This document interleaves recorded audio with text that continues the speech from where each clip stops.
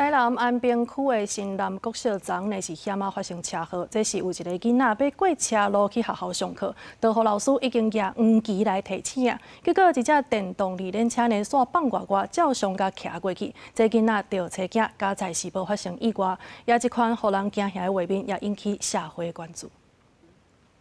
透早7点半，当时上课时间，导护职工踮过路线边仔摕黄旗啊，面顶有停的标记，咧提醒驾驶。毋过说电动自行车驾驶又往放外，直接照常骑过去。差1点仔就弄到当咧过车路的新南国小的囡仔，囡仔着车镜退过下步，加载无发生意外。会先听从导护老师的指导，然后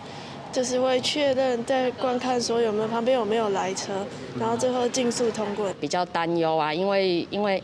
导护老师已经都把旗子放下来了，那用路人就骑士还是没有去注意这方面的。这就发生在台南安平宜平路，这款歹台画面和后壁行车记录器翕落来，影片互网友片想，政府当时才通重视过路人安全。校方回应这款行为无妥当，因逐工上下课固定拢有2组人伫路口守护安全，伊嘛毋望大家通让过路人。那但是第4分局表示，已经查到车牌，那事情明确，到时会依法开罚。那家长是非常愤怒的，明明整个路口都有导护志工跟我们的导护老师在现场，歧视还是无视交通志工的一个引导，还是强行通过？将依《道路交通管理处罚条例》第74条第1项